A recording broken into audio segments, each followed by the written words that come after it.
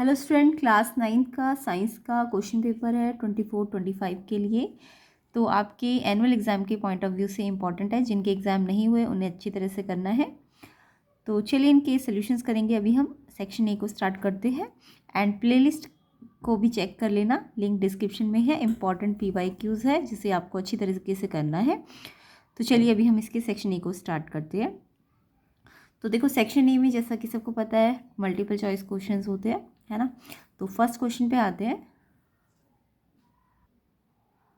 First question है आपका, a cell placed in solution shrink if.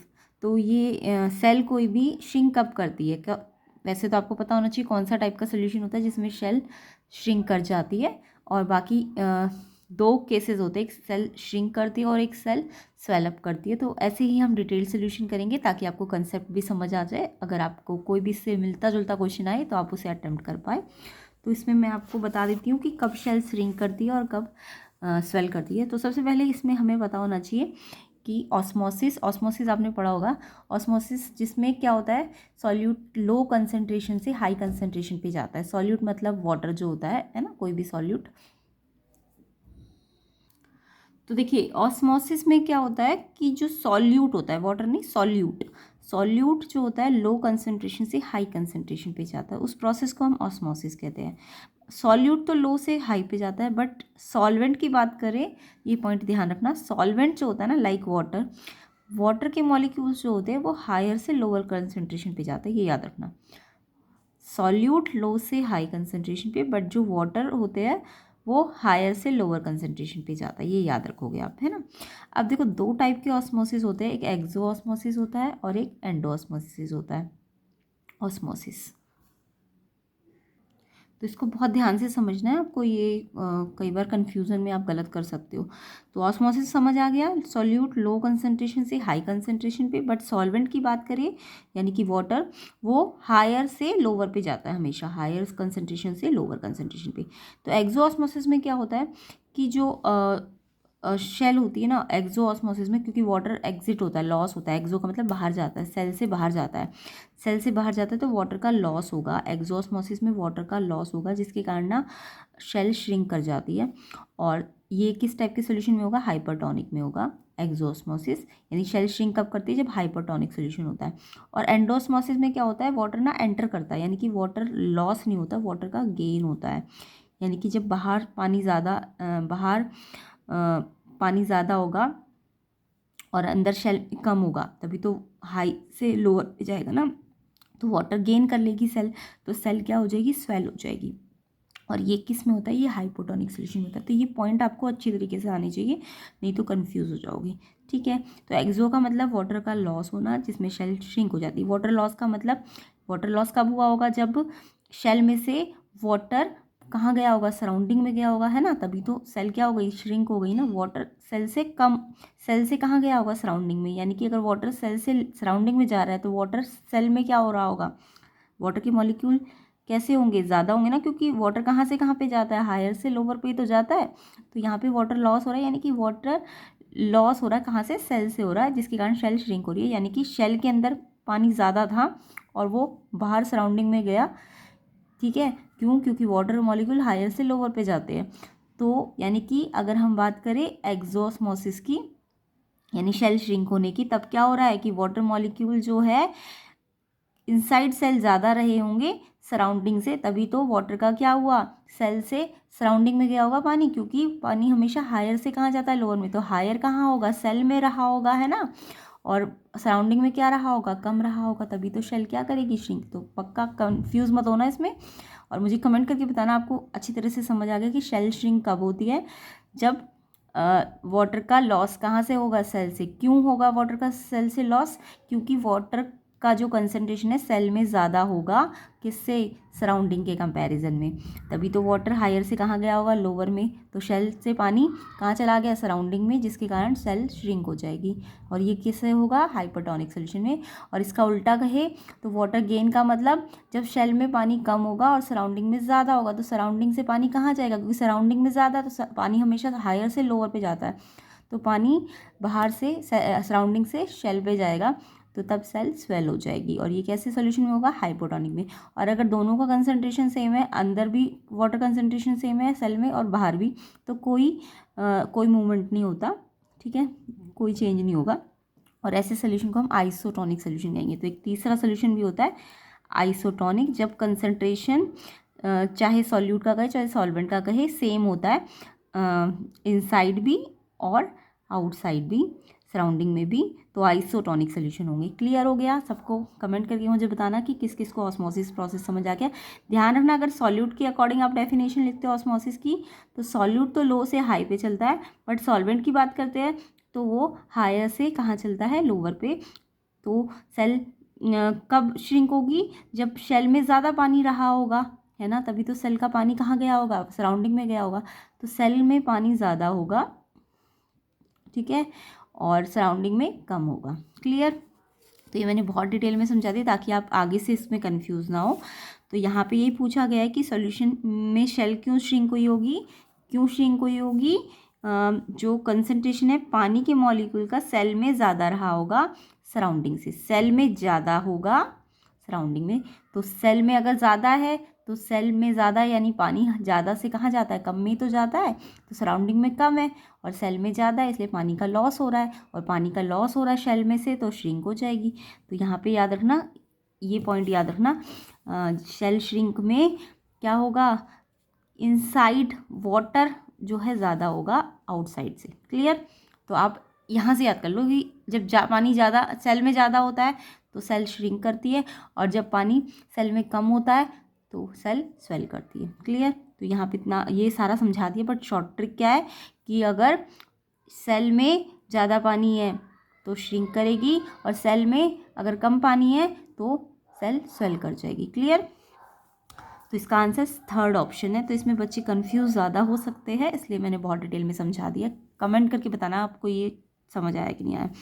Next question पे आते हैं, क्वेश्चन नंबर 2 पे। तो ऐसे ही कंसेप्ट और डिटेल सोल्यूशन आपको मिलेंगे मेरी हर एक वीडियो में, तो प्लेलिस्ट सेक्शन को ज़रूर चेक कर लेना, लिंक मैंने डिस्क्रिप्शन में डाला हुआ है। अगर आप उसके 4 to 5 क्वेश्चन पेपर अच्छी तरह से डिटेल में समझ लेते हैं एंड अपने आप ट्राई करते करने की, तो आपके एनुअल एग्जाम में कोई भी क्वेश्चन पेपर आए, कैसा भी टफ से टफ आए, आपके 90% तो कम से कम आ ही जाएंगे, और ज़्यादा मेहनत करोगे तो बहुत अच्छे आ जाएंगे। तो प्लेलिस्ट सेक्शन को ज़रूर चेक करना, लिंक मैंने डिस्क्रिप्शन में डाला हुआ है, एंड इसका भी जो नेक्स्ट पार्ट बनेगा उसका लिंक भी आपको डिस्क्रिप्शन में मिल जाएगा। सेकंड क्वेश्चन पे आते हैं, अ football and a stone has same mass. एक फुटबॉल और एक स्टोन जो है उसका सेम मास है। क्यों है सेम मास?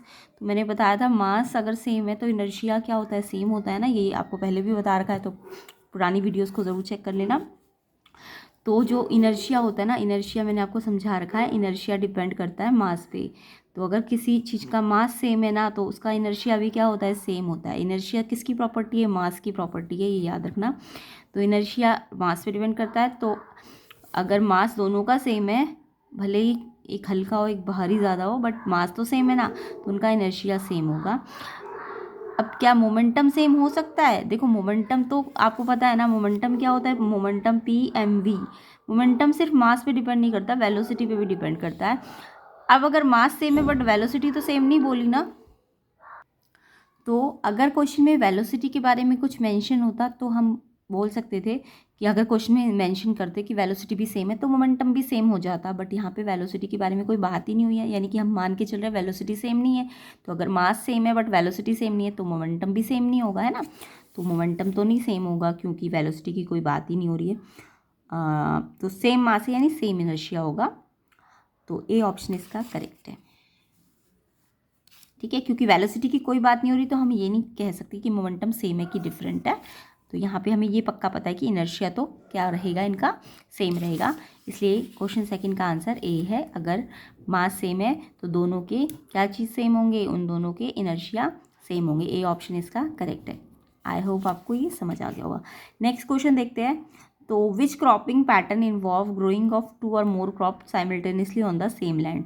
कौन सा क्रॉपिंग पैटर्न है जिसमें हम क्या करते हैं, 2 या 2 से ज़्यादा क्रॉप्स को साइमल्टेनियसली सेम लैंड पे हम ग्रो करते हैं? तो देखो यहाँ पे 2 या 2 क्रॉप्स को साइमल्टेनियसली एक साथ जब ग्रो करते हैं तो उसको हम वैसे तो इंटरक्रॉपिंग भी कहते हैं और मिक्स क्रॉपिंग भी कहते हैं, बट इंटरक्रॉपिंग में ना हम एक पर्टिकुलर रॉ पे लगाते हैं।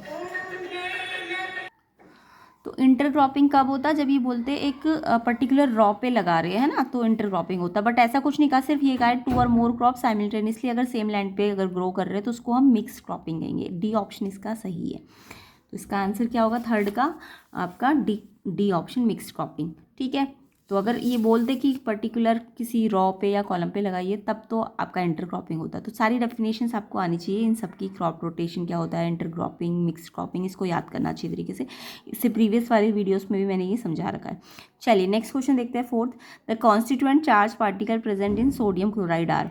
तो जो सोडियम क्लोराइड होता है उसमें जो से सोडियम क्लोराइड जिन जिन से बनता है तो उनमें कौन कौन से पार्टिकल्स होते हैं।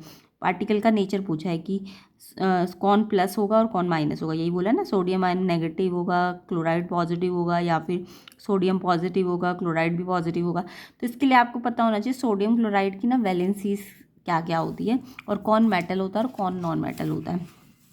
तो यहाँ पे मैं आपको समझा देती हूँ। जैसे देखो सोडियम क्लोराइड है हमारे पास। अब सोडियम का सिंबल तो सबको बनाना आता है। सोडियम क्या होता है? Na, और क्लोराइड क्या होता है? Cl, है ना। अब Na की वैलेंसी, Na का जो कॉन्फ़िगरेशन, Na का एटॉमिक नंबर होता है, सबको एटॉमिक नंबर याद रखना है, 11 होता है। Na का नंबर कितना होता है? 11। तो 11 का कॉन्फ़िगरेशन करना आना चाहिए 281। तो ये मैंने बहुत डिटेल में इससे प्रीवियस वाले वीडियोज़ में समझा रखे, आप चेक कर लेना। तो देखो इसके लास्ट में 1 इलेक्ट्रॉन एक्स्ट्रा है तो इसकी वैलेंसी 1 है ना। 8 होना चाहिए था यहाँ पे, जबकि यहाँ 1 है। तो 1 ये 7 तो किसी से लेगा नहीं 8 बनाने के लिए, तो ये 1 का लॉस करेगा। तो अगर ये 1 का लॉस कर रहा है ना तो ये मेटल है। ये क्या है? एक मेटल है। क्लियर। और क्लोरीन की जो एटॉमिक नंबर होता है वो 17 होता है। तो इसका कॉन्फ़िगरेशन करोगे तो 287। अब देखो ये इसके लास्ट में 7 है तो ये 8 होना चाहिए था, लास्ट शेल में 8 होना चाहिए था। KLM एम शेल में 8 होना चाहिए था। तो यहाँ पे वैसे तो एम इसमें अगर 2n² वाला फॉर्मूला कहूँ तो 18 होता है, बट कुछ रिस्ट्रिक्शंस होती है,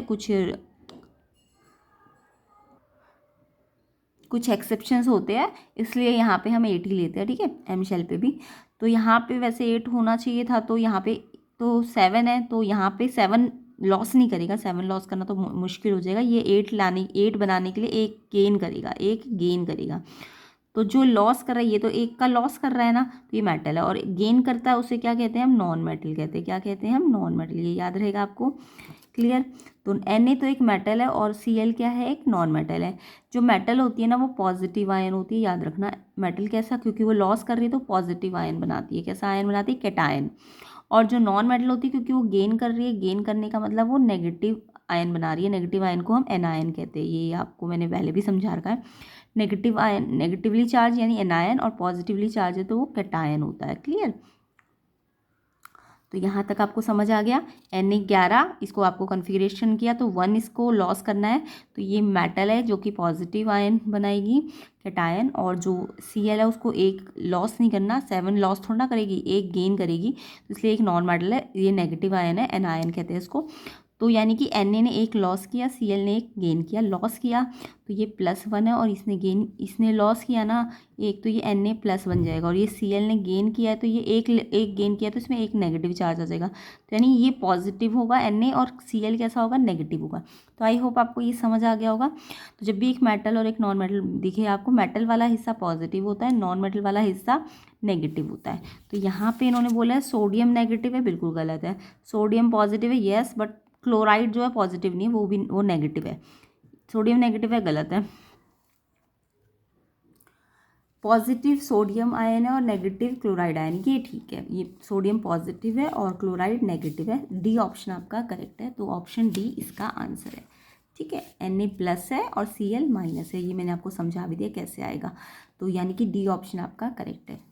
नेक्स्ट क्वेश्चन देखते हैं। तो ऐसे ही डिटेल सोल्यूशन कंसेप्ट को देखने के लिए प्लेलिस्ट सेक्शन को ज़रूर कर लेना। अगर 4 to 5 क्वेश्चन पेपर करोगे ना आप, तो आपको बहुत इजी लगेगा कोई भी क्वेश्चन पेपर, इसलिए ज़रूर कर लेना। चलिए क्वेश्चन नंबर 5 देखते हैं। Dalton's atomic theory successfully explained. तो डाल्टन की जो एटॉमिक थ्योरी है वो सक्सेसफुली क्या एक्सप्लेन कर रही थी? तो देखो डाल्टन की एटॉमिक थ्योरी के पॉइंट भी याद कर लेना, क्योंकि सब्जेक्टिव क्वेश्चन में आ सकते हैं। तो डाल्टन की एटॉमिक थ्योरी का सबसे पहला जो आपने पॉइंट पढ़ा होगा कि जो एटम है वो क्या होता है? इंडिविजिबल होता है ना, और वो फिक्स्ड मास में होता है ना। तो यहाँ पे law of conservation of mass, yes, वो समझाता है कि जो कोई भी आइटम है फिक्स्ड होता है ना, तो वो कंजर्व कर रहा है मास, यानी किसी भी वो कंपाउंड और एलिमेंट के बारे में भी बता रहा है ना, तो कंजर्वेशन ऑफ मास बताता है। एंड कांस्टेंट कंपोजिशन, यस ये भी ठीक है, कांस्टेंट कंपोजिशन बताता है। लॉ ऑफ रेडियो एक्टिविटी ये नहीं बताता, डाल्टन की थ्योरी रेडियो एक्टिविटी लॉ को नहीं बताती। मल्टीपल प्रोपोर्शन के लॉ, यस इसको भी एक्सप्लेन कर सकती है, ठीक है। तो यानी कि ये कंजर्वेशन ऑफ मास को भी एक्सप्लेन करता है, कांस्टेंट कंपोजिशन यानी फिक्स प्रोपोर्शन जिसको हम कहते हैं, और मल्टीपल प्रोपोर्शन, इन तीनों लॉ को ये एक्सप्लेन करती है डाल्टन की एटॉमिक थ्योरी। तो यानी कि इसका आंसर फर्स्ट भी है, सेकंड भी है और फोर्थ भी है, थर्ड नहीं है। तो फर्स्ट सेकंड फोर्थ ये कौन से ऑप्शन में है, first second fourth, D option आपका सही है, ऑप्शन डी इसका आंसर है। क्लियर, क्योंकि फर्स्ट भी ठीक है, सेकंड भी ठीक है, फोर्थ भी ठीक है, डी ऑप्शन करेक्ट है। नेक्स्ट क्वेश्चन पे आते हैं। नेक्स्ट क्वेश्चन है आपका, if G be the value of acceleration due to gravity on surface of earth, then value of acceleration due to gravity on surface of moon. तो ये तो बहुत ही सिंपल है, मैंने बहुत बार समझाया हुआ है। अगर ग्रेविटी सरफेस ऑफ अर्थ की जी मान रहे हो आप, तो ग्रेविटी मून की कितनी होती है, तो ये आपको मैंने इतनी अच्छी तरीके से पहले भी समझा रखा है। याद रखना, मून की ग्रेविटी ना अर्थ की ग्रेविटी का 1/6 होती है, ठीक है। यानी ग्रेविटी अर्थ की ज़्यादा होती है, मून की कम होती है। कितनी कम होती है, उसका 1/6 होती है, लगा लो इससे। तो ये 9.8 है, तो उसको 6 से डिवाइड कर लेना, 2.5 समथिंग आएगा शायद, 2.5 समथिंग करके देख लेना। तो मून की ग्रेविटी इतनी आती है, यानी कि इन्होंने अर्थ की ग्रेविटी को जी माना है ना, तो g/6 यानी मून की ग्रेविटी g/6 होगी। ओके, तो ये आंसर है, सी ऑप्शन इसका करेक्ट है। एक मिनट, 6 को 9.8 से करोगे तो 6 1 जा 6, 3 बचा 1.6 समथिंग आएगा, करके देखना इसको, ठीक है। तो ये 6 1 जा 6, कितना बचा 338 6 6, हाँ 1.6 समथिंग आएगा इसकी ग्रेविटी। तो अगर अर्थ की ग्रेविटी आपको जी दी है तो इसको 6 से डिवाइड कर दो, g/6, सी ऑप्शन इसका करेक्ट आंसर है, g/6 होगा। नेक्स्ट क्वेश्चन नंबर 7 देखो, an object of mass 2 kg sliding with constant velocity 4 metre पर second on a frictionless horizontal table, the force required to keep the object moving with the same velocity. तो अगर कोई मास जिस object जिसका मास 2 kg है और उसकी वेलोसिटी ना कांस्टेंट है, तो वो इतनी वेलोसिटी से चल रहा है, मतलब वेलोसिटी चेंज नहीं हो रही है, कांस्टेंट है, यूनिफॉर्म वेलोसिटी से चल रहा है, तो हॉरिजॉन्टल टेबल पे कोई फ्रिक्शन नहीं लग रहा उस पर, तो वो जो उस पर फोर्स लग रहा होगा उसी वेलोसिटी पे, तो कितना लगेगा, यानी वेलोसिटी तो कॉन्स्टेंटली 4 की स्पीड से ही चल रहा है ना वो, तो यानी देखो फोर्स निकालना है। अब फोर्स आपको पता होना चाहिए, फोर्स क्या होता है, मास इनटू एक्सेलरेशन। क्लियर, अब आपको पता है मास तो 2 है, बट एक्सेलरेशन का देखो, यहाँ वेलोसिटी कैसी है, कांस्टेंट है, कांस्टेंट को हम यूनिफॉर्म भी कह सकते हैं ना, यानी मोशन कैसा है, यूनिफॉर्म मोशन है। यूनिफॉर्म मोशन बोल लो, यूनिफॉर्म वेलोसिटी बोल लो, या कांस्टेंट वेलोसिटी बोल लो, या फिक्स्ड वेलोसिटी, फिक्स्ड भी लिखा हो सकता है, यानी वेलोसिटी चेंज नहीं हो रही है, तो या तो यूनिफॉर्म मोशन बोले, या फिक्स्ड वेलोसिटी, या कांस्टेंट वेलोसिटी। तो इसका मतलब वेलोसिटी में चेंज जो है वो जीरो है। जब भी वेलोसिटी में कोई चेंज ही नहीं हो रहा, तो आपने एक्सेलरेशन पढ़ा तो है, एक्सेलरेशन क्या होता है, change in velocity upon change in time.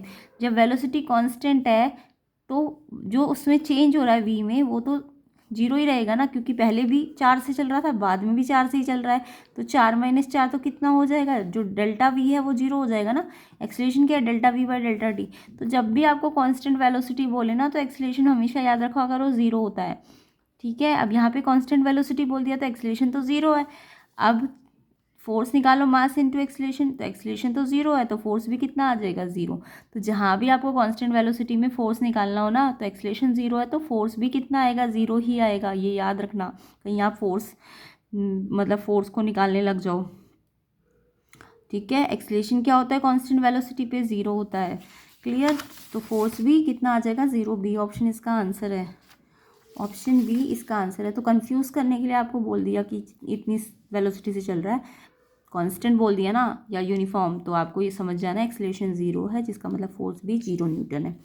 Next question पे आते हैं, which one of the following is not a micro nutrient for plant. Micro nutrient जो कम अमाउंट में चाहिए होते हैं प्लांट को, जो कम कम अमाउंट में चाहिए, और मैक्रो जो प्लांट को ज़्यादा अमाउंट में चाहिए होते हैं ना, जो बहुत ही ज़्यादा रिक्वायर्ड होते हैं वो मैक्रो, और जो कम रिक्वायर्ड होते हैं वो माइक्रो।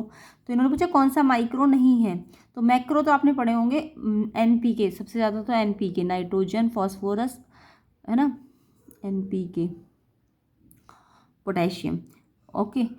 और बाकी और भी होते हैं, बट इन्होंने बोला कि माइक्रो होता है जो बहुत कम चाहिए, और इन्होंने बोला माइक्रो नहीं है। तो देखो जिंक भी कम ही चाहिए होता है, 7 माइक्रो होते हैं, याद करना। तो जिंक भी कम चाहिए होता है, वो माइक्रो होता है। मैग्नीज भी कम ही चाहिए होता है, माइक्रो होता है। क्लोरीन भी कम ही चाहिए, माइक्रो होता है। तो सल्फर जो होता है ना, वो माइक्रो नहीं है, वो थोड़ा ज़्यादा चाहिए होता है। तो सल्फर माइक्रो नहीं है, सल्फर थोड़ा ज़्यादा चाहिए।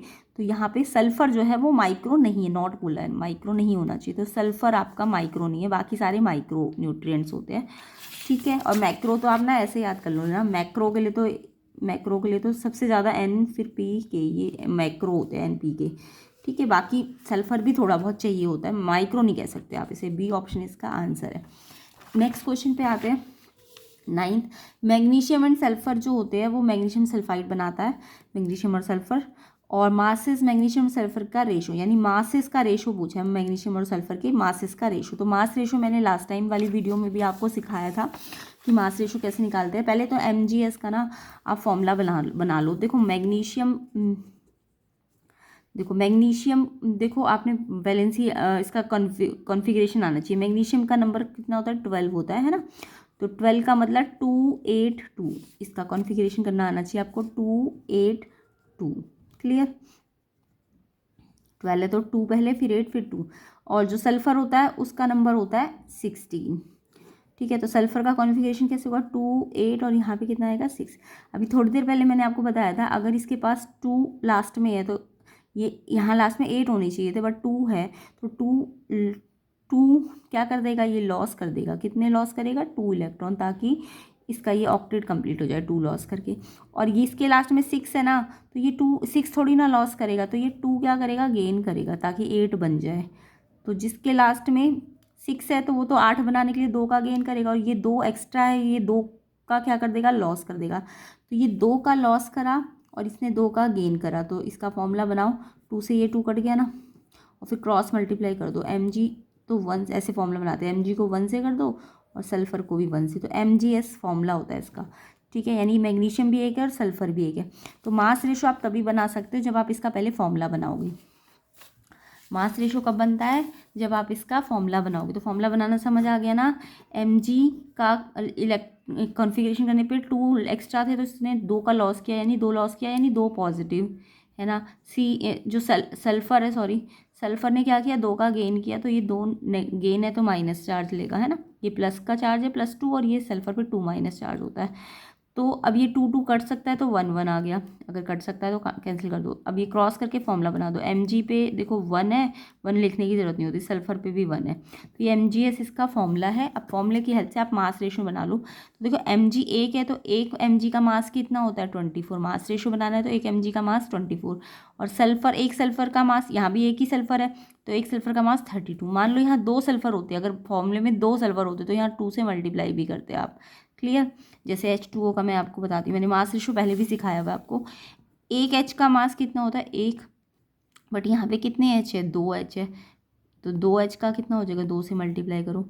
और एक ऑक्सीजन का मास कितना होता है, 16, एक ही ऑक्सीजन है ना, तो 16 ही लो। अब इनका मास रेशो आप निकालो, 2 1 2/16, यानी 1:8 आ जाएगा, 1:8, है ना।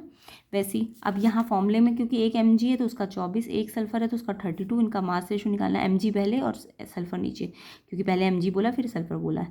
तो Mg और सल्फर का निकाल लो, 8 से कट जाएंगे, 8 3 या 8 4 जा, 3:4 आएगा इसका आंसर। बाकी इसका अगर एटम रेशो बोले तो ये भी 1 एटम है और ये भी 1 एटम है, तो 1:1। एटम रेशो इसका 1 है, बट मास रेशो कितना है, 3:4। तो आंसर क्या है, 3:4। सी ऑप्शन इसका करेक्ट आंसर है। नेक्स्ट क्वेश्चन पे आते हैं, isotope of an element have. Isotope किसी भी एलिमेंट के क्या होते हैं, देखो आइसोटॉप मैंने डिटेल में आपको समझाए हुए।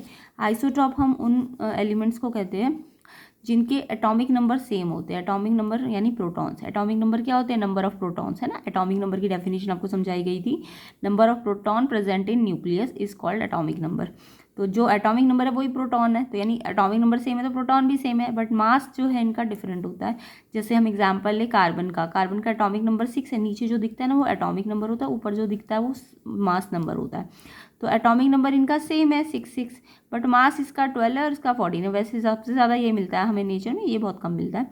बट ये देखो एटॉमिक नंबर सेम है इनकी, बट मास नंबर डिफरेंट है, तो ये आइसोटॉप है, ठीक है। तो एटॉमिक नंबर सेम है, डिफरेंट मास नंबर है, और मास आपको पता है प्रोटॉन और न्यूट्रॉन से मिलके बनता है। मास कैसे बनता है? प्रोटॉन प्लस न्यूट्रॉन, जो भी न्यूक्लियस होता है उसके अंदर प्रोटॉन भी होते हैं और न्यूट्रॉन भी होते हैं, और न्यूक्लियस पे ही तो पूरा मास होता है। तो मास किससे बना है? प्रोटॉन प्लस न्यूट्रॉन से। तो क्योंकि इनके ये सेम है बट मास डिफरेंट है, तो जिसके कारण मास डिफरेंट है बट प्रोटॉन सेम है, तो न्यूट्रॉन भी क्या होंगे? डिफरेंट ही तो होंगे। तो यानी कि कोई भी आइसोटॉप के न्यूट्रॉन्स क्या होते हैं? डिफरेंट होते हैं। तो आइसोटॉप का आपको याद रखना है, एटॉमिक नंबर प्रोटॉन सेम होता है बट मास नंबर डिफरेंट होता है। जिसके क्यों होता है मास नंबर डिफरेंट? क्योंकि इनके न्यूट्रॉन्स डिफरेंट होते हैं आइसोटॉप के। तो डिफरेंट न्यूट्रॉन्स के आइसोटॉप क्या होते हैं? जिनके न्यूट्रॉन्स डिफरेंट हो। बट जो आइसोटॉप होते हैं इनकी फिजिकल प्रॉपर्टी सेम रहेगी, क्योंकि एलिमेंट तो सेम है ना, तो फिजिकल प्रॉपर्टी सेम रहेगी बट इनकी केमिकल प्रॉपर्टीज़ डिफरेंट हो जाएंगी। यानी कोई भी आइसोटॉप है, ये वाला आइसोटॉप इससे अलग अलग, इन दोनों की केमिकल प्रॉपर्टी क्या है? अलग है। तो आइसोटॉप की फिजिकल प्रॉपर्टी सेम होती है बट केमिकली ये अलग अलग होते हैं। ठीक है, आइसोटॉप एलोट्रॉप के बारे में आपने पढ़ा होगा ना, एलोट्रॉप के केमिकल प्रॉपर्टी अलग होते हैं, तो इसलिए केमिकल प्रॉपर्टी अलग है बट फिजिकल प्रॉपर्टी सेम है। एटॉमिक नंबर डिफरेंट है, ये भी गलत है। तो आइसोटॉप में सेम फिजिकल प्रॉपर्टी है,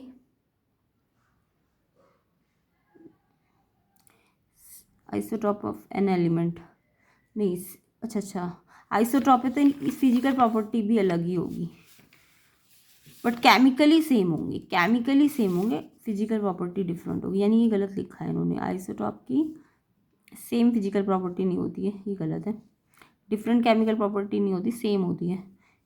सेम यहाँ सेम होना चाहिए, यहाँ डिफरेंट होना चाहिए। बाकी न्यूट्रॉन डिफरेंट होते हैं, ये ठीक है, ये बिल्कुल आइसोटॉप के बारे में बात हो रही है। न्यूट्रॉन डिफरेंट होते हैं इनके बट एटॉमिक नंबर सेम होते हैं। तो यहाँ पे सेम होना चाहिए था, यहाँ भी सेम होना चाहिए था, यहाँ डिफरेंट होना चाहिए था। ठीक है, फिजिकल प्रॉपर्टी डिफरेंट और chemical property same. Next question देखो, तो ये आंसर है C option. Next question number 11, which of the following cell organelles form lysosome. तो ये लाइजोसोम वाला तो मैंने इतनी बार सिखा रखा है आपको। लाइजोसोम किससे बनता है? कौन सी सेल ऑर्गेनेल से? तो ये गोल्गी एपरेटस से बनता है। डी ऑप्शन इसका सही है। ठीक है, मान लो अगर ए ऑप्शन में दो ऑप्शन होते तो फिर गोल्गी भी होता और एंडोप्लाज्मिक भी होता, बट अगर कोई मतलब दो वाला ऑप्शन नहीं है, तो सबसे मेन जो है लाइजोसोम आपका गोल्गी एपरेटस से ही बनता है। ठीक है, तो यहाँ पे 11 का आंसर क्या होगा? गोल्गी एपरेटस, जो लाइजोसोम होता है, जिसे हम सुसाइडल बैग भी कहते हैं। और डिटेल में मैंने इससे प्रीवियस वाली वीडियोस में समझा रखा है, प्लेलिस्ट को चेक कर लेना, लिंक डिस्क्रिप्शन में है।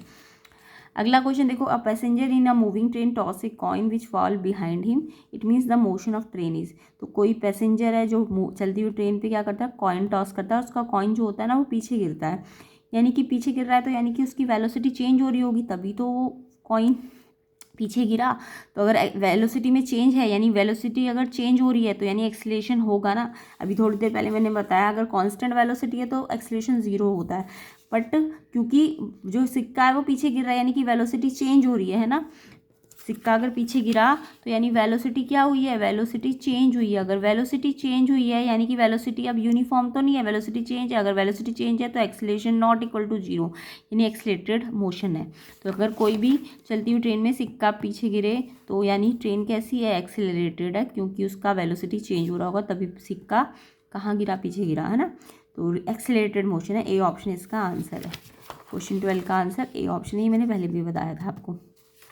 नेक्स्ट क्वेश्चन देखो 13, A and B are two metallic pieces. दो मेटेलिक पीसेस हैं, उनको हमने पूरी तरीके से पानी में डाल दिया, इमर्स कर दिया पानी में। एंड बायोन फोर्स जो था ना दोनों पे वो सेम था। बायोन फोर्स समझ आता है ना, कि जो पानी पे ऊपर की तरफ फोर्स लगता है, अपवर्ड फोर्स को हम बायोन फोर्स कहते हैं। तो वो दोनों पे बायोन फोर्स सेम है, यानी सेम फोर्स लग रहा है अपवर्ड।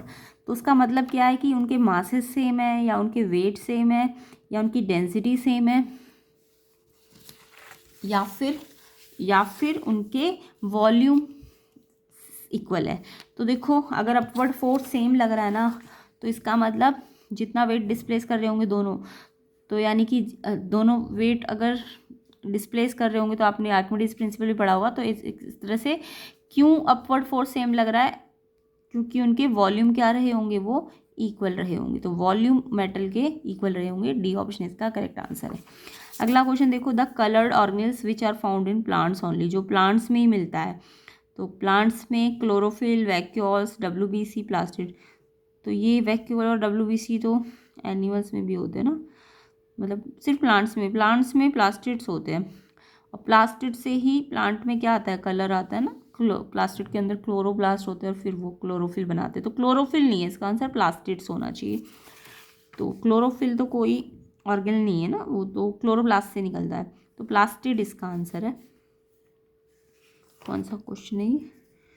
क्वेश्चन नंबर 13 के बाद है 14 का आंसर आपका कौन सा ऑप्शन है? B, plastids. ठीक है, नेक्स्ट क्वेश्चन 15 है। 15 देखो, 15 में as the depth from free surface of liquid increase the pressure exerted by liquid. जैसे जैसे डेप्थ बढ़ रही है, डेप्थ मतलब गहराई बढ़ रही है लिक्विड की, तो प्रेशर क्या होगा लिक्विड का? अगर आप डीपर जा रहे हो, है ना, गहरे पानी में जा रहे हो, तो प्रेशर कम लगेगा कि ज़्यादा लगेगा? तो आपने पढ़ा होगा जैसे जैसे डीप मतलब गहराई बढ़ती है ना, तो प्रेशर भी बढ़ जाता है। तो यहाँ पे इंक्रीज़ होगा। जैसे जैसे आप डीपर जाओगे किसी भी पानी के अंदर, तो अगर डीपर या डीप इंक्रीज़ कर रहे हो, आप गहराई बढ़ा रहे हो, यानी नीचे नीचे जा रहे हो पानी, तो प्रेशर क्या कर जाएगा? इंक्रीज़ कर जाएगा, याद रखना। ठीक है, यानी कि अगर डेप्थ बढ़ रही है, डेप्थ या डीपनेस जो है, पानी में गहराई में जा रहे हो, डेप्थ बढ़ रही है, तो प्रेशर भी बढ़ता है। बी ऑप्शन इसका करेक्ट है। नेक्स्ट क्वेश्चन, तो ये बी ऑप्शन आंसर है प्रेशर का। नेक्स्ट है identify the chemical formula for aluminium chloride. Aluminium chloride का फॉर्मूला बनाना है। तो वही अभी जो मैं आपको फॉर्मूला बनाना बताया था ना एल्यूमिनियम और क्लोराइड की, आपको एटॉमिक नंबर पहले लिख लो। एल्यूमिनियम का 13 होता है, क्लोरीन का 17 होता है। 1 से 20 तक जितने भी एलिमेंट हैं उनके एटॉमिक नंबर और उनके सिंबल याद कर लेना। अभी इसका नंबर 13 होता है तो इसका कॉन्फिगरेशन कर लेना 283। ऐसी क्लोरीन का 17 है तो इसका कॉन्फ़िगरेशन क्या होगा? 287। मैक्सिमम पहले वाले में 2 होता है, नेक्स्ट की लिमिट 8 होती है, उससे नेक्स्ट की भी 8 ही लेना आप अपने सिलेबस में। 11th में थोड़ा चेंज हो जाएगा, अभी यहाँ 8 ही होता है, बट यहाँ पे 10 हो गए तो 7 ही बचते हैं ना, तो 7, और यहाँ पे 10 हो गए तो 3 बचते हैं 13 बनाने के लिए। तो इसके मैंने आपको बताए थे लास्ट शेल में 3 है ना, तो 3 यहाँ 8 होने चाहिए, तो ये 5 तो गेन नहीं करेगा, ये 3 का क्या करेगा? लॉस करेगा, है ना, 3 का लॉस करेगा। और इसके लास्ट में 7 है तो ये 7 तो लॉस नहीं करेगा, तो ये क्या करेगा? 8 बनाने के लिए, एक 7 है ना, तो 7 का लॉस करना तो मुश्किल होगा, तो ये 1 का 8 बनाना है ना, तो 1 आसानी से क्या हो जाएगा? इसका गेन हो जाएगा। तो ये 3 का लॉस कर रहा है और ये 1 का गेन कर रहा है, यानी इसकी वैलेंसी 3 है और इसकी वैलेंसी 1 है। ठीक है, तो कितना लॉस कर रहा है ये? अगर इसका ऑक्टेट इसे कंप्लीट करना है 3 का, क्योंकि 5 लाना मुश्किल है, इसके लिए 8 बनाना है ना यहाँ पे, तो 5 लाना मुश्किल है, तो ये 3 का लॉस करेगा। जबकि ये 7 है, उसको 8 होना चाहिए था यहाँ पे, तो ये तो एक ही चाहिए ना इसको, तो ये 1 का आसानी से गेन कर लेगा। तो इसकी वैलेंसी 3 है, इसकी वैलेंसी 1 है, ये लॉस कर रहा है तो इसकी 3 पॉजिटिव वैलेंसी है, यानी एल्यूमिनियम पे 3 प्लस का चार्ज है और Cl पे 1 माइनस का चार्ज है ना। इसने 3 का लॉस किया, 3 प्लस का चार्ज है, और क्लोरीन ने एक गेन किया, तो 1 माइनस का चार्ज है इस पर। तो एल्यूमिनियम की वैलेंसी 3 है, Cl की 1 है। अब मैंने कहा था फॉर्मूला बनाने के लिए क्रॉस कर देना वैलेंसी को। एल्यूमिनियम 1, ये 1 लगाने की जरूरत नहीं है, Cl पे 3 लगा दो, तो ये इसका फॉर्मूला है। डी ऑप्शन इसका करेक्ट है। तो आपको ऐसे कॉन्फ़िगरेशन करके वैलेंसी करना आना चाहिए कि कितने का लॉस हो रहा है, कितने का गेन हो रहा है। लॉस या गेन को ही हम वैलेंसी कहते हैं, क्लियर। तो डी ऑप्शन इसका करेक्ट है। नेक्स्ट क्वेश्चन देखो, एजर्शन रीजन से 17। जे चैडविक ने न्यूट्रॉन इन द न्यूक्लियस को डिस्कवर किया था। यस, न्यूट्रॉन को डिस्कवर किसने किया था? जे चैडविक ने। बाकी सारे भी याद कर लेना किसने क्या डिस्कवर किया था, इलेक्ट्रॉन, प्रोटॉन और न्यूट्रॉन, इन सब की डिस्कवरी आपको याद करनी है। न्यूट्रॉन को किसने किया था? जे चैडविक ने, बिल्कुल ठीक है, एजर्शन बिल्कुल ठीक है आपका। रीज़न देखो, एटॉमिक नंबर एक एलिमेंट का सेम होता है number of proton in the nucleus of an atom. अभी थोड़ी देर पहले मैंने बताया था, जितने नंबर ऑफ प्रोटॉन होते हैं उसी को हम क्या कहते हैं? एटॉमिक नंबर कहते हैं। तो एटॉमिक नंबर क्या है? नंबर ऑफ प्रोटॉन जो न्यूक्लियस के अंदर है। यस, रीज़न भी बिल्कुल ठीक है, एजर्शन भी ठीक है, रीज़न भी ठीक है, बट इस रीज़न का इससे कोई लेना देना नहीं है ना। इसको एक्सप्लेन थोड़ा ना कर रहा है कि जे चैडविक ने क्यों डिस्कवर किया, ये तो बस ट्रूथ है दोनों, तो एक्सप्लेनेशन ठीक नहीं है। तो एजर्शन रीज़न बस ट्रू है बट एक्सप्लेनेशन ट्रू नहीं है, तो बी ऑप्शन इसका आंसर है। सिर्फ स्टेटमेंट वाइज ठीक है दोनों, तो बी ऑप्शन करेक्ट आंसर है। नेक्स्ट क्वेश्चन देखो, एजर्शन है paper pin made of sharp and. Paper pin जो होती है उनके एंड जो होते हैं शार्प होते हैं। यस, आपने पेपर पिन देखा होगा या कोई भी ऑल पिन देखा होगा, उसमें यहाँ पे तो थोड़ा सा ब्रॉड होता है बट नीचे से बहुत ही शार्प होता है ना। और शार्प क्यों होता है ये, इसका रीज़न अगर इसका रीज़न होता ना कि ये शार्प क्यों है, क्योंकि शार्प कम का मतलब इसका एरिया जो है ना, एरिया कम करो, एरिया कम है, शार्पनेस का मतलब एरिया कम है, एरिया कम होने से प्रेशर क्या हो जाता है, बढ़ जाता है, यानी कि शार्प होने के कारण एरिया कम हो रहा है तो प्रेशर बढ़ रहा है। तो आसानी से ये कहीं भी आप इसको क्या कर सकते हो, प्रेस कर सकते हो, है ना, पिन को। तो यस, पेपर पिन का जो एंड होता है वो शार्प होता है, और इसका वो है कि ये प्रेशर क्या कर देगा, ज़्यादा कर देगा, शार्प होने के कारण प्रेशर ज़्यादा हो जाएगा, है ना। बट जो रीज़न वाली लाइन है ना, वो कह रही है कंक्रीट स्लीपर जो होते हैं ना, वो रेलवे ट्रैक्स पे बिछाए जाते हैं। यस, ये भी ठीक है, कंक्रीट स्लीपर्स रेलवे ट्रैक्स पे बिछाए जाते हैं, क्योंकि ये क्या करते हैं, ये ना फोर्स पर यूनिट एरिया को, जो जो ट्रेन वहाँ से जाती है ना, तो ट्रेन का एरिया ना, फोर्स पर यूनिट एरिया को ये क्या करते हैं, एरिया को बढ़ा देते हैं, और एरिया को बढ़ाने से जो ट्रेन का प्रेशर होता है ना, वो कम हो जाता है। तो उसके लिए कंक्रीट स्लीपर्स लगाए जाते हैं। बट इस लाइन का इससे कोई मिलता लेना देना नहीं है, है ना, बस स्टेटमेंट दोनों की ठीक है, एजर्शन भी ठीक है, रीजन भी ठीक है, बट एक्सप्लेनेशन ठीक नहीं है, तो इसका आंसर भी बी ऑप्शन ही होगा। अगला क्वेश्चन देखो, एजर्शन है proper cleaning sanitation spraying of disinfectant at regular interval in poultry farm is essential. जो सैनिटेशन, सफाई, डिसइंफेक्टेंट को स्प्रे करना एक अलग अलग रेगुलर इंटरवल पे पोल्ट्री फार्म में ज़रूरी होता है। यस, बिल्कुल ठीक है, कहीं भी क्लीनिंग करनी, हर जगह क्लीनिंग तो बहुत ज़रूरी है स्वच्छता रखने के लिए, है ना, डिसइंफेक्टेंट लगाए जाते हैं, तो बिल्कुल एजर्शन ठीक है। रीज़न कह रहा है poultry farm do not suffer from any disease caused by virus, fungi और बैक्टीरिया। क्या पोल्ट्री फार्म में कोई डिजीज़ नहीं होती है वायरस, फंगी या बैक्टीरिया की? नहीं, डिजीज़ तो हर जगह हो सकती है, तो ये कह रहा है डू नॉट, तो ये गलत है आपका। तो एजर्शन तो ठीक है बट रीज़न गलत है। एजर्शन तो ठीक है कि क्लीनिंग करनी ज़रूरी है, अगर यहाँ पे ये लिखा होता ना कि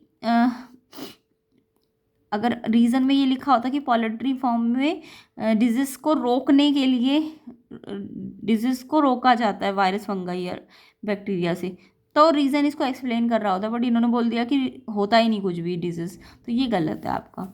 एजर्शन सही है, रीज़न गलत है, तो सी ऑप्शन इसका सही है। एजर्शन सही बट रीज़न गलत, सी ऑप्शन करेक्ट है। तो 19 का आंसर सी ऑप्शन है। 20 देखते हैं, एजर्शन है in a chemical substance the element are always present in definite proportion by mass. कोई भी केमिकल सब्सटेंस में जो एलिमेंट होते हैं वो एक फिक्स्ड प्रोपोर्शन में होते हैं। यस, ये मैंने अभी थोड़ी देर पहले आपको डाल्टन का थ्योरी का भी बताया। जैसे मैं कोई भी केमिकल लेती हूँ, जैसे मान लो वाटर ले लो या कार्बन डाइऑक्साइड ले लो, तो कार्बन एक ही होना चाहिए, कार्बन डाइऑक्साइड है तो ऑक्सीजन दो होने चाहिए, है ना। वाटर की बात करूँ तो वाटर में हाइड्रोजन दो होने चाहिए, ऑक्सीजन का एक एटम होना चाहिए। तो यस, इनका प्रोपोर्शन बाय मास क्या होता है, फिक्स्ड होता है। फिक्स्ड यानी कि वाटर का मास रेशो कितना आया था, अभी मैंने बताया था ना, इसके 2 और इसके कितना आया था, ये 32, वाटर में सॉरी 16 होता है ना, 2 1H 1 और 2H तो 2, तो इसका कितना रेशो है, 1:8 फिक्स है। क्लियर। तो यानी कोई भी केमिकल में एलिमेंट जो होते हैं वो फिक्स्ड प्रोपोर्शन में होते हैं, बिल्कुल ठीक है एजर्शन। रीजन के atom of different element different mass and chemical property. जो डिफरेंट एलिमेंट के एटम होते हैं उनके मासेस भी डिफरेंट होते हैं, उनकी केमिकल प्रॉपर्टी भी डिफरेंट होती है। यस, ये आपने डाल्टन की थ्योरी भी पढ़ी होगी। अलग अलग एलिमेंट, सेम एलिमेंट है तो उनके मास और उनकी केमिकल प्रॉपर्टी भी सेम होती है, बट डिफरेंट एलिमेंट है तो उनकी डिफरेंट मास और केमिकल प्रॉपर्टी भी डिफरेंट होती है। तो रीज़न भी ठीक है, एजर्शन ठीक है, रीज़न ठीक है, बट ये एक्चुअल में इसको एक्सप्लेन तो नहीं कर रहा ना, तो यानी कि सिर्फ स्टेटमेंट वाइज ठीक है, तो इसलिए स्टेटमेंट वाइज ठीक है बस, एजर्शन रीज़न बट एक्सप्लेनेशन ठीक नहीं है, तो इसका मतलब आपका बी ऑप्शन आंसर हो जाएगा। तो ऑप्शन बी इसका आंसर है। तो इस तरीके से हमारा यहाँ पे सेक्शन ए कंप्लीट होता है। तो मुझे कमेंट करके बताना किस किस को समझ आया अच्छी तरीके से, एंड ऐसा ही डिटेल सोल्यूशन आपको और भी वीडियोस में मिलेगा। प्लेलिस्ट सेक्शन को ज़रूर चेक कर लेना ताकि आपके कंसेप्ट क्लियर हो जाए एंड आप फाइनल में अच्छे तरीके से प्रिपरेशन कर पाए। तो प्लेलिस्ट सेक्शन को और इसके नेक्स्ट पार्ट की वीडियो का भी लिंक आपको डिस्क्रिप्शन में मिलेगा, उसमें हम सेक्शन बी सी डी करेंगे। तो जिसके लिए आपको वीडियो को ज़्यादा से ज़्यादा शेयर करना है। वीडियो में नए हो, चैनल में नए हो तो चैनल को सब्सक्राइब ज़रूर करना और लाइक ज़्यादा से ज़्यादा करें ताकि जल्दी से जल्दी आपको सेक्शन बी सी डी के आंसर्स मिल जाए। तो 1000 लाइक जल्दी जल्दी कर दो ताकि हम इसके जल्दी जल्दी सोल्यूशन कर सकें। एंड प्लेलिस्ट सेक्शन को ज़रूर चेक कर लेना। तो ये सारे क्वेश्चंस को हम नेक्स्ट पार्ट में कवर करेंगे डिटेल सोल्यूशन के साथ, कंसेप्ट के साथ। तो इन सब के आंसर आपको इसके नेक्स्ट पार्ट में मिल जाएंगे। तो सब्सक्राइब ज़रूर करना चैनल को, अपने फ्रेंड्स को शेयर कर देना, लाइक भी कर देना। तो ये इसका सेक्शन डी के क्वेश्चन भी, सेक्शन ई के क्वेश्चंस डिटेल में करेंगे, सारे न्यूमेरिकल पोर्शन भी।